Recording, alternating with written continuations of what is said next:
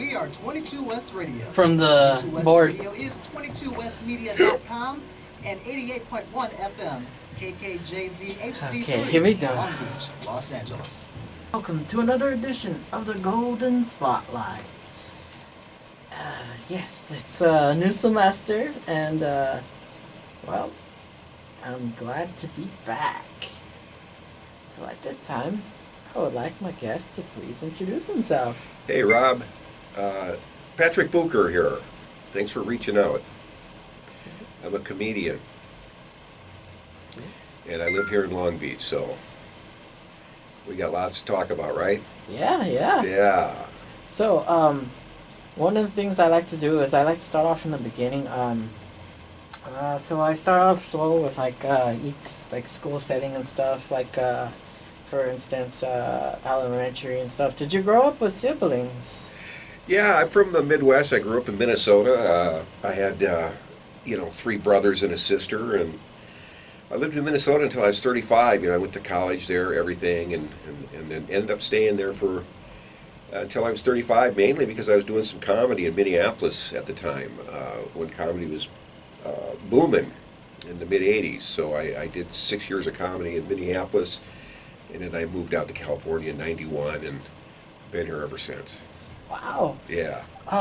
So in your school years for K-12, did you start off more shy, reserved, or were you always able to be a showman? I always had that, I was the class clown, I was disruptive kind of in a good way, but I can remember getting my first big laugh.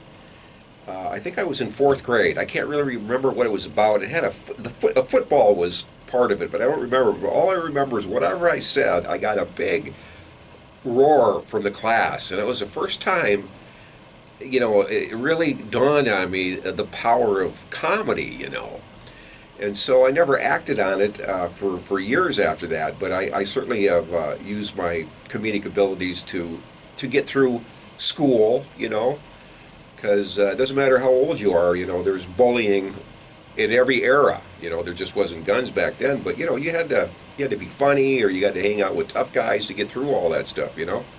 I've used my humor a lot to get myself out of, sometimes in trouble and a lot of times out of trouble. Cool. Yeah. How did you deal with I know sometimes people encounter bullies and stuff. How did you cope with things? Did your parents give you tips and stuff? Well, probably another reason I went into comedy is, I came from a broken family. My dad left when I was 7, and that was unheard of back then because we were raised Catholic. And back then, it was really, people didn't get divorced like they did back then. It was more, you don't do that if you're Catholic and all that. But anyhow, my dad and my mom split up when I was 7, 8 years old, and so my mom raised me and my 4 siblings, and she did a great job. But yeah, that was probably another motivating factor to be in comedy. Was get people's approval. My dad was missing. And did your siblings? Did you guys? Were you competitive? Yeah, we're all pretty competitive. We're all pretty funny as well, but yeah, we would always vie for my mom's attention, so, but, so just like in any other family, I guess. Now, do you have a degree in journalism Yeah, from here? journalism. Awesome. That's what I had. I had a degree in, they called it mass communications. I went to a state university in Minnesota, but I got a general mass communications degree, and I did a little bit like you did. I did a little bit of the radio. I wrote feature stories on the college newspaper, and we did a little bit of everything. We did obituary writing, we did public affairs reporting, and it was that was back when they had typewriters. There's no computers, so we had to bang all these homework, on typewriters in the class. So, but I found it very, very interesting. Not that I ever used the degree, but I'm glad I got it. You know what I mean? It could only help. I've never been on this campus. I've lived in Long Beach since since 2000, and I've driven around here obviously, but never been on campus. Pretty I got cool. lost many times still, even though I was here for like 2 years. I had, I sometimes felt like, well, man, I hope I remember where all my classes are. It's a big campus. Oh yeah, it is. Very it similar is. to what I went to. I went to a school called Mankato in Minnesota, and it had like 20,000 students, kind of like here, right? Oh yeah, it's probably. Ooh, I don't know the number count. I know that like 25,000 was like Cerritos College, but yeah, this is definitely bigger here. Wow, it's even bigger. Wow, Yeah. nice.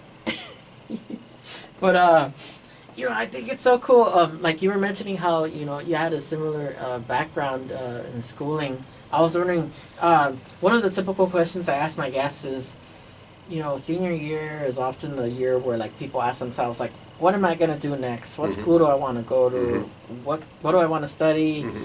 Did you know right away what did you want to do, or did it take time? How did you decide? It took time, and I kind of did what you did. I grew up in Rochester, Minnesota, and I ended up going to a community college in my hometown for my freshman and sophomore year, which I'm glad because I took a lot of electives. I didn't really know what I was going to do.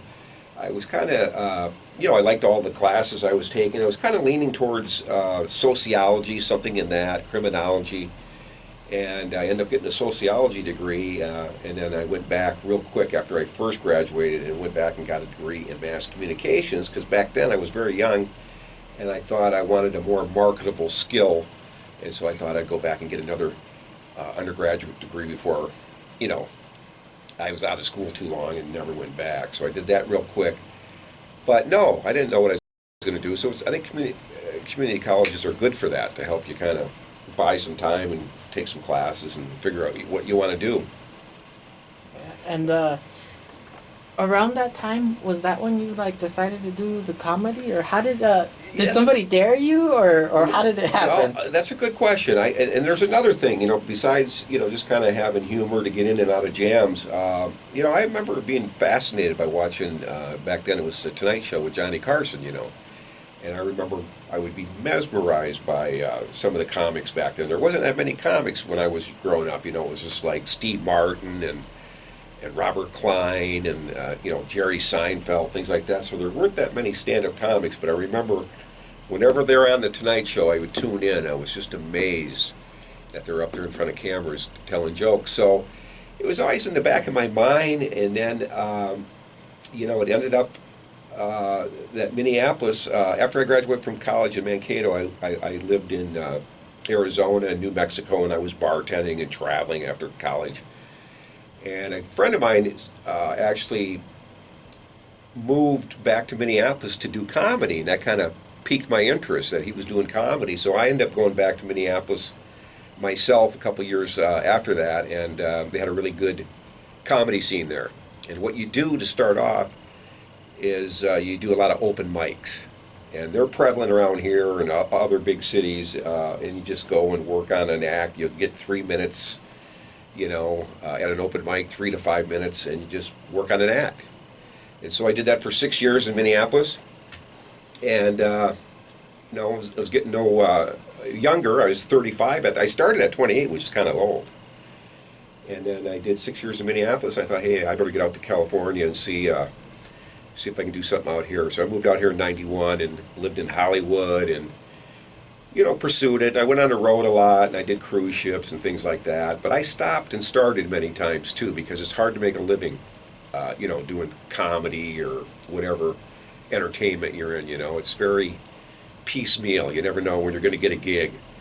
So sometimes life gets in the way, and I would stop for several years and work or do whatever I had to do. But now I'm back doing it again. So I've been really kind of doing it off and on for 40 years. Cool. Yeah. One of the things I like to do is I call it the timeline, and it's pretty much like tell us like all the jobs you held like leading up to where you are today. Oh. I've had many. Thank God I learned how to bartend. I bartended for quite a long time, a lot through college. And then, like I was telling you earlier, when I graduated, I worked at some nice resorts in Arizona and New Mexico. And then when I moved to Minneapolis, I was bartending there, and I got a part-time job as an accounting clerk. from a friend. A friend got me in as a part-time employee, and that helped, you know, make some money to live in Minneapolis. And then it kind of morphed into a full-time job. And I do have a business administration minor as well. I got a lot of a lot of education. I got 2 majors, 2 minors. But and so I just did that for 6 years and learned a little bit about accounting. And then when I moved out to Los Angeles in '91, I just started working for temp agencies as an accountant. And they would send me out to different jobs. And I always wanted my schedule to be flexible because I would go out on the road, and I wanted a job that was flexible. And a lot of jobs that I got as temps were that. They were very flexible. And so that's what I did for many, many years. I was an accountant as well. I worked in the finance world for a while. Ooh, cool. As a temp, just pretending, faking it till I make it. Normally, I also ask my guests, and it's funny because normally I ask them like, what was their least favorite subject, and typically they'd ask math, but I'm thinking you liked math. I'm always pretty good at math. I don't really. I'm not a born accountant or anything like that. I know enough to get by, and ironically, I use a lot of that skill set that I learned doing all these temp jobs.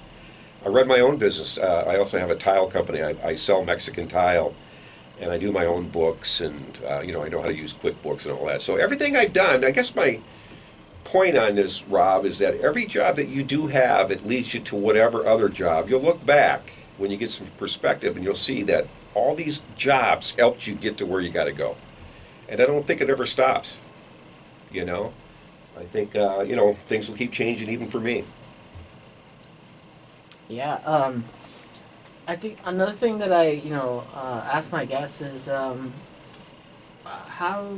what tips do you have for students also, like when dealing with rejection, because rejection sometimes also happen In the entertainment world or in general? in general. Well, I would persevere. I would just, you get knocked down, just keep getting back up. Rejection is a part of it. It's a numbers game. In comedy, rejection is huge. There's so many comics out there, but just keep trying. Just keep trying. It would be my advice. Never quit. You mentioned cruise ships. What was that like compared to going to a comedy club? Well, good question. Cruise ships are a little bit different. They pay well, and they go to exotic ports, and that's pretty exciting. Where they differ from comedy clubs is you have to be very, very PC minded and very clean. You can't have any. You can't swear or have any dirty material or any of that kind of stuff. So you have to be very clean, which is hard. It's hard to be funny as a comic and be super clean. You know what I mean? Because comedy, it's time plus tragedy, and a lot of people's pain is the humor. But so you had to be very clean, and that was hard doing cruise ships. I didn't do a whole lot of them. I did probably 10 cruises, and it just wasn't for me. I'm glad I did them. But it's a tough way to make a living for me when you're so hamstrung on your material, you know what I mean? It'd be better if you're a juggler or a singer or something like that for a cruise ship. But they've changed. I've talked to some friends of mine that are doing cruise ships, and they've changed a little bit now, and they're more like the comedy clubs now. They'll have an opener, a middle act, and a headliners. But when I was doing it, it was different. You were the only act on there, and you do an hour in front of a crowd with no opener or none. You just go out and do it. So, when you first started, how long did it take you for you to feel comfortable with your act, and what is the process to build a set? What's how long are they usually? Yeah, well, that's in the comedy world, if you were to go to a comedy club, either they'll have, if you go to a city, a different city that has a comedy club like Tucson or something like that, you'll go to the comedy club, and sometimes they'll have a resident MC, some local comic there out of Tucson, who's paying his dues at the open mics, and he's got some material, and he's on the low rung on the comedy apprenticeship, and he'll be the MC at that club. He'll go out and he'll do anywhere from 10 to 15 minutes, warm the club up, and then they bring out what is called a feature act. And a feature act is in between the opener and the headliner, and that's a great slot. I did a lot of feature work when I was going on the road, and you'd do 20 to 30 minutes, and it was great because the crowd was warmed up, and you could do whatever you want. You didn't have the pressure of being the headliner and closing the show, which is pressure. So and then you got the headliner who has to do anywhere from 45 to an hour, and there's no time limit how soon one gets to be an opener or a feature or a headliner. It's just what you put into it. Some people are on a fast track. Some people take their time. There's all different kind of skill sets to get there.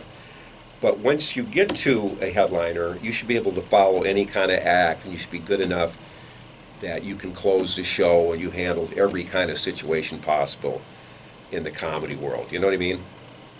Because that's what people come out to see, the headliner. And why it was so tough on cruise ships is you didn't have that opener, and you just had to go out there cold and do an hour. And it was for people that never were at a comedy show. They estimate that 99% of people that go on cruise ships have never seen a comedy show. But because they're on a ship that offers these free comedy shows, they all attend them. And so they're not really schooled in comedy either. So that's kind of hard to be very PC, very clean, and then you're entertaining people that have never been to a comedy club. But it was fun too. My advisor at my community college, we watched a lot of like the classic stuff too. Like he would show us like Abbott and Costello, Yeah. how they had the radio shows and stuff, and how in the past like that they lived in an era where like I guess he didn't care to like use cursing in his act and stuff. Uh-huh. And, like over time like things changed and stuff, and I Yeah. guess they didn't like that, I guess, when they were career. Yeah. Well, yeah. So when I was first doing comedy, I've had different eras of comedy. So when I was first doing comedy, I was kind of a clean act, and there's nothing wrong with that. But I was writing jokes that I thought audience members wanted to hear. I wasn't writing jokes so much for myself. And it's very important. Let me ask you this: who's your favorite stand-up comic? Name me a couple. Well, Marlon Wayans, Kevin Hart, George Lopez. Nice. Fluffy. I'm not familiar with Fluffy. Gabriel Iglesias. Oh yeah. Yeah, he's doing quite well. Yeah. Mm-hmm. Bernie Mac was great too. Right. Yeah. Have you been to comedy shows? No, I never have, but I'm just occasionally I'll look up comedians also, and I'll just have them on the show as well. Yeah, great. Google search, and then I'll be like, yes, I see a few, and then I'll look, and maybe it'll take me to like their social medias, Uh-huh. and I think what's golden always is when they have like a website like on their bios and stuff, something that's clickable that it could take me to them, and it's got like their about me, or it's got like, the Did material. mine have all that Yeah, you your put up? website popped up. Yeah, ironically, Rob, that's so interesting because I've had that website for probably 2 or 3 years. I've had other websites, but this was a newer one that I had made about 2 or 3 years ago. And I had not done comedy for a while because, again, life got in the way. I had a job that was very busy. Comedy wasn't so much fun. I have to focus on making money, at my age. So I took about 5 or 6 years off, and so I've been back.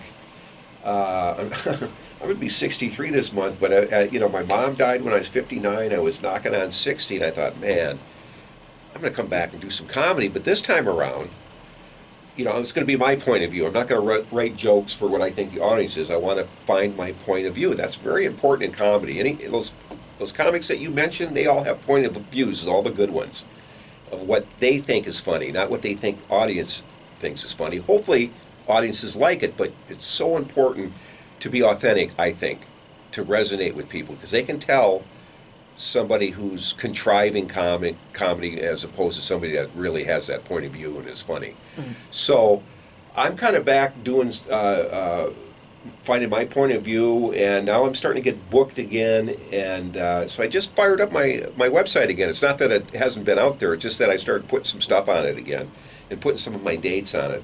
So and I couldn't believe it when I got that message from you, because it just all happened within the last week that I started putting stuff back up on my comedy. I thought, wow, this is crazy. Yeah, I so saw it's meant to the be. embedded video clips on Yeah, there. I got some. That stood out too. Yeah, I got some new pictures on there. So anybody who wants to check out PatrickTheComedian.com, check it out.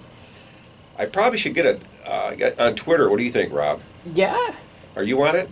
Yeah, I mainly use Instagram a lot more. Yeah, but, I'm using Instagram now. yeah. I kind of like Instagram. Because I like that when you post from there, you could just link your accounts and post it from that one post. Uh-huh. It gets to like Facebook and all that all Yeah, at yeah, once. yeah. Does it go to Twitter as well? Yeah. So that's why like sometimes I think I mainly use Twitter because of like the journalism assignments. Uh-huh. It was kind of like you needed to have like all the different social medias to kind of like. Right. And another thing they talked about was like being consistent, like having the same screen handle for everything. Uh-huh. And so that helped out too. Okay, yeah, I just am hesitant to get into Twitter. I don't want to, people are getting in trouble left and right for what they put on their Twitter, I don't think people need to hear what's on my mind all the time, but I know it's an effective thing for. Yeah, hashtags stand out though. That's how I found some guests too. Is that just right? The hashtags Los Angeles comic, Los Angeles this, Uh-huh. all with the hashtags. As long as you're always putting the hashtags on, like people will find you. Is that right? Yeah, So I should always be doing that. yeah. The hashtags always. Okay, I'm going to get on that, Rob. I'm going to have Rob be my manager. I need some young gun like Rob that's got tech savvy. And I think another interesting thing, like, I always say that, like, you never know when somebody could be listening, and chances are a student could be listening, and they're like, oh my gosh, like, this person stands out because I could so relate to them and stuff. And it's interesting because some of the guests I've had on, like, they've talked about, like, how just because you get a degree in a certain field doesn't mean that's the only field you'll be, like, Absolutely going not. to. I think a degree is important. Again, when I was going to school, it was very cost effective. It was only $8 a credit hour. Now it's very expensive. So I don't know what I would do now if I was your age. I think a degree is very important. But then again, I wouldn't want to start off out of college 50, 60,000 in debt either. I actually have kind of a unique path I've taken, which is been a long and meandering path. But the reason I wasn't doing comedy for a while is because when I was in finance, I got laid off in 2011, from the bad recession, the epic recession. And I had 2 years of unemployment. Thank God there were no jobs. And I just had started my tile business about a year before this happened. So I was doing that on the side. So I used that 2 years of unemployment where there were no jobs anyhow, but I was just working on my tile business. And then once that 2 years was up, I still couldn't find a job. I went back out and looked, and there was no jobs, and I couldn't make enough money in my present job that I built up since then. So I had to go out and get a sales job. I sold meat door to door for 6 years, and I couldn't do comedy. I was just doing anything I could do to not go under, you know what I'm saying? Because I have some rental property and blah, blah. It's tough to live in California. So anyhow, after all of this, if I were to give advice to people, just like you said, a degree is important, doesn't mean that's what you're going to end up doing in life. And as far as entertainment goes, I think it's really hard to monetize your passion, is what I've learned in life. It's fine to follow your passion. Very few people are lucky to monetize their passion. Look how hard it is for musicians out there and comics. There's thousands of comics. How many people have a talk show? 4 or 5 of them out of these thousands of people. There's just not many slots that you can make a living at doing your passion. I'm not saying don't do your passion, but I think you should not try and monetize it unless you get very, very lucky. You should have some sort of job that sustains your life and doing whatever you want, and that means pursuing your hobbies and passions. I could be wrong, but that's how I found it. And now I'm having a blast doing comedy because I'm not worried about, I want to be funny, but I'm not worried about getting bookings like I used to. And so I can be more authentic in myself. I'm constantly trying to get better. I go to New York a lot and work on my act. I'm leaving next week for couple of weeks to do mics out there because I can, work remote and all that. But I'm having fun because I don't feel the pressure of getting bookings, is my point. Does that make sense? Yeah. Because I think, there's these people that, hey, I can play the guitar, I'm going to, be in a band or something, and, it's just going to be years and years of, I don't know. I wouldn't recommend it. I would do it on the weekends and do little side gigs and have fun with it. You never know where it might lead to, But, and I'm actually thinking about learning, are you familiar with the Moth organization? Mm-mm. It's storytelling. And I'm looking into maybe pitching some sort of story to this organization because they'll help you package some sort of program. And I want to go out and tell people about this idea of mine where I don't think you should monetize your passions. And I think you should work, whatever skill set you have, you should work on that. Like I'm in sales. I work on being a good salesperson. I don't really work on other things other than I want to be a good salesman. You know what I mean? So I'm going to work out some sort of program where I can go around and talk to salespeople or something that I can try to help people out on a path to learn their skill set. Blah, blah, blah.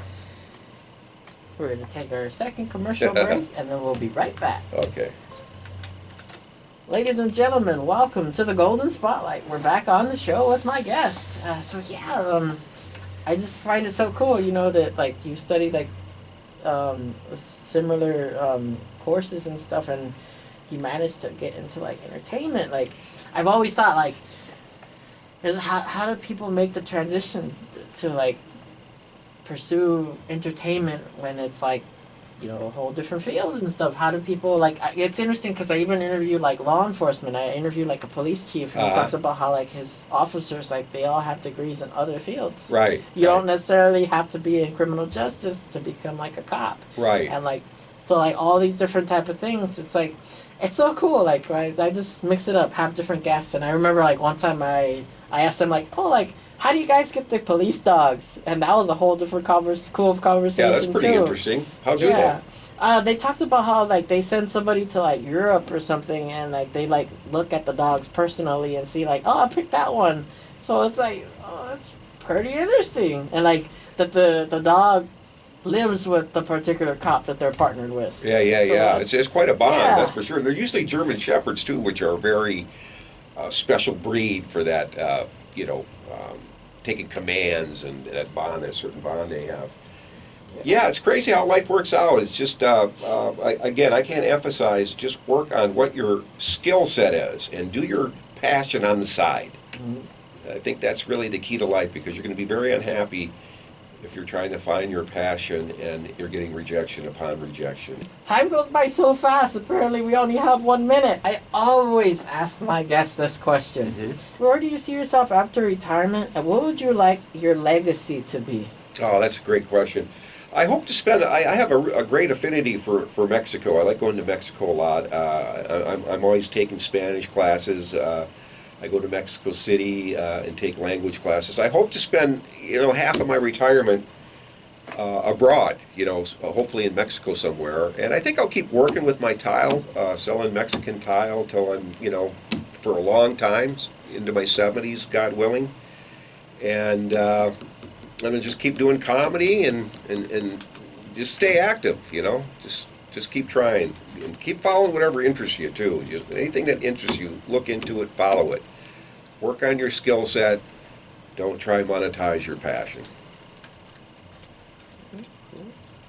And once again, how can people contact you? Oh, you can check out my website, patrickthecomedian.com, and I'm also on Instagram. See that? And it's my last name, Bucher, Bucher 56. That's my IQ. Bucher 56 on Instagram, and Patrick the Comedian on Facebook. Cool. Well, I want to thank you for taking the time to be here. Well, thank you, Rob. Keep up the good work, and everybody tune in and listen to Rob. He's going places. Thank you very much. That was fun, Rob. That did go quick. Now, you done for the day? Yes, I'm done. Well, good job.